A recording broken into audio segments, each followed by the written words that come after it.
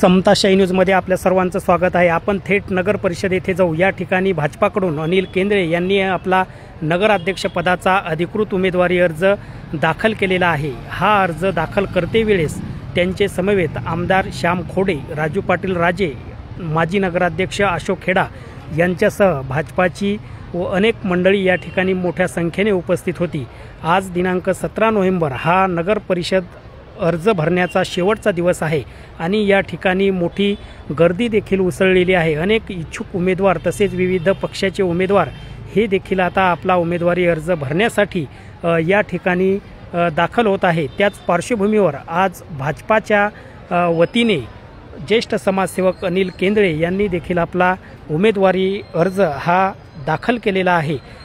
या वेळेस अनेक पक्षाचे पदाधिकारी देखील मोठ्या संख्येने उपस्थित होते। समताशाही न्यूज वाशिम, प्रवीण पट्टे बहादूर।